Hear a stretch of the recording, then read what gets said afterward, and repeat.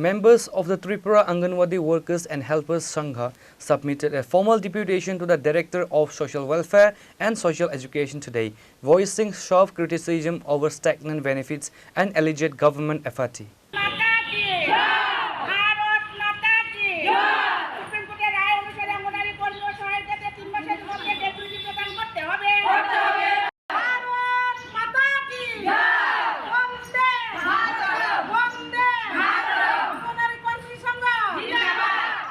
The union highlighted a significant shift in treatment since 2017. Representatives noted that while previous administration included Anganwadi staff during dearness allowance announcement, that practice has ceased. Despite high expectation for improved conditions under the current regime, workers claim they have been met with nothing but systematic deprivation. যখন তারা কাজে নিযুক্ত ছিল তখন তাদের no work ন pay ছিল 2015 সালে তাদেরকে হঠাৎ বলা হলো যে ওদেরকে 60 বছরে রিটায়ারমেন্ট তো রিটায়ারমেন্ট কাদের হয় সরকারি কর্মচারী যারা তাদের রিটায়ারমেন্ট হয় তো যেহেতু তাদেরকে রিটায়ারমেন্ট দেওয়া হয়েছে তো তাহলে তাদের গ্র্যাচুইটি প্রদান করতে হবে 60 বছরের কিছুই করা হয়নি তারপর মুহূর্তে আমরা 2023 সালে আমরা একটা কেস করেছিলাম হাইকোর্টে সেই কেসের রায় এসেছিল যে অঙ্গনওয়াড়ি ওয়ার্কার এবং হেল্পারদের গ্র্যাচুইটি প্রদান করা হোক অতি সত্বর কিন্তু রাজ্য সরকার সেটা আমাদেরকে দেয়নি রায়ের পরও দেওয়া হয়নি তারপরে রাজ্য সরকার ডিভিশন বেঞ্চে এটা আপিল করেছে সেই রায়ও আমাদের ওয়ার্কার এবং হেল্পারদের পক্ষে রায় এসেছে আজকে আমরা হাইকোর্ট থেকে আবার রায় এনেছি সেই রায় আমাদের 11টা জায়গায় দিতে হবে সেক্রেটারি দিতে হবে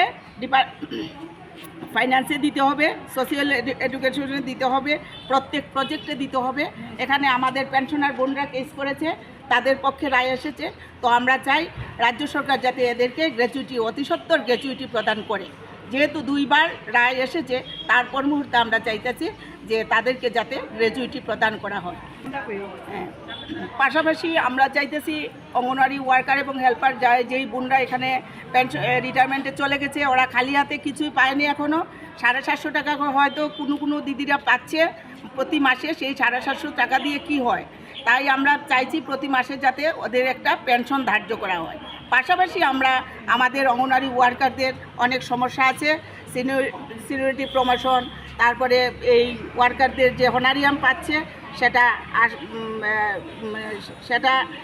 অঙ্গনওয়াড়ি কর্মীদের সেই পেনশনে হনারিয়াম যে পাচ্ছে বর্তমান বাজার দর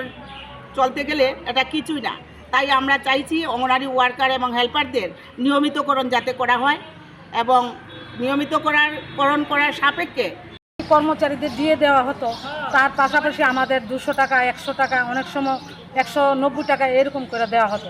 2017 সালের জানুয়ারি মাসের পর থেকে আমাদের এই ডিএটা দেওয়া বন্ধ যদিও আমরা ডিএ বলতে পারি না আমরা যেহেতু সরকারি কর্মচারী হিসাবে আমরা স্বীকৃতি পাইনি আমাদেরকে একটা মহার্ঘ ভাতা দেওয়া হয় সেই হিসাবে আমরা চাইছি সেই মহার্ঘ ভাতাটা যেন ডিএনএ কিছু অংশীদারি হই আমরা বিগত সরকারের আমলে আমাদের ডিএটার সাথে কিছু দেওয়া হতো 2017 জানুয়ারি মাস পর্যন্ত দিয়েছে তারপর থেকেই বন্ধ আছে বাড়াতে হবে 2022 সালে অঙ্গনওয়াড়ি কর্মী সহায়িকাদের 600-700 টাকা বাড়িয়ে ব্যুরো রিপোর্ট চিনি খরাং।